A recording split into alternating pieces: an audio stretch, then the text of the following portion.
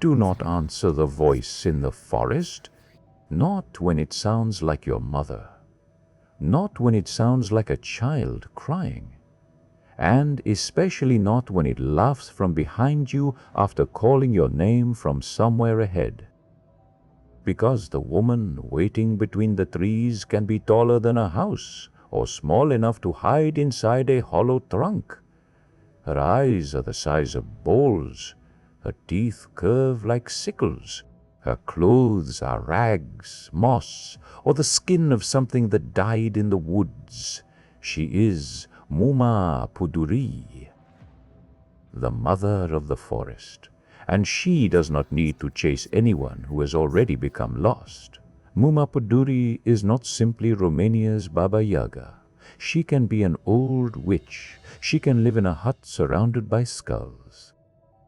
She can eat human flesh, steal blood, transform people into animals, and keep a horse with 9 hearts. But she is also older and larger than any one witch story. She is the forest given a mother, a face, and a temper.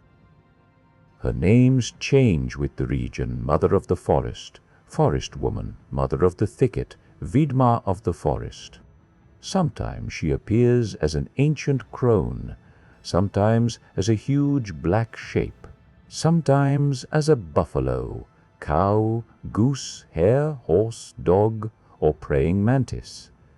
That last detail matters. You cannot prepare for a monster if it refuses to stay in one body. The Carpathian forest was never an empty backdrop.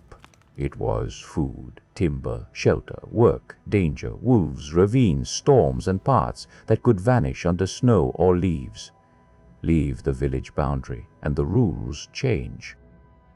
Muma Pădurii is the rule change. She appears at edges, where a field becomes trees, where a road fades, where a traveler realizes they no longer know which direction leads home.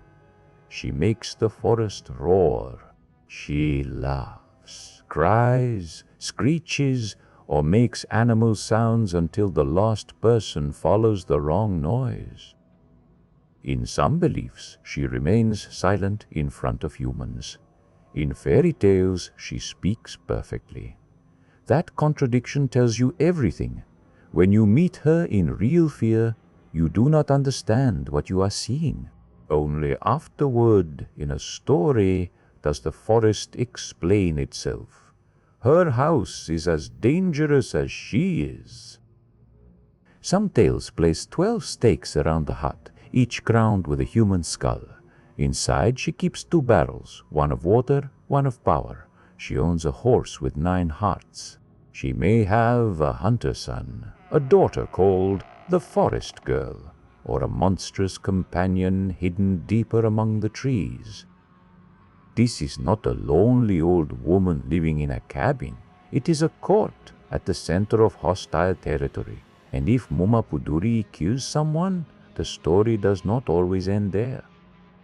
One legend says a brave person can cut her thigh, collect the blood that spills out, and pour it down the dead victim's throat to restore life. It is a gruesome bargain. The forest takes life. The forest's own blood gives it back. That detail reveals something important. Muma Pădurii is not pure destruction. Like the woods themselves, she contains food and death, medicine and poison, shelter and disappearance. Her title says, Mother, not because she is gentle, but because she governs everything that is born, grows, hunts, decays, and returns to the earth beneath the trees. Modern retellings often flatten her into a villain. It is more interesting to let her remain contradictory. She may punish greed, trespass, arrogance, or reckless wandering. She may simply be hungry. She may lure a person away because the forest has already decided they no longer belong to the road. And perhaps that is why she still works as horror. Most monsters attack your house. Muma Pădurii waits until you leave it. She is not behind the locked door. She is beyond the point where the path stops being yours. The deeper you walk, the less she needs magic. Hunger, cold, darkness, and panic begin doing her work for her. Muma Pădurii is the ancient fear that the wild has a mind of its own, and that it has been watching the human road long before we arrived. If a voice called your name from the trees after sunset, would you answer it once, just to make sure it was not someone you loved? Tell me below. Subscribe if you want the next Romanian legend brought out of the dark. Until then, keep the path in sight, keep your fire alive, and never follow a familiar voice into an unfamiliar forest.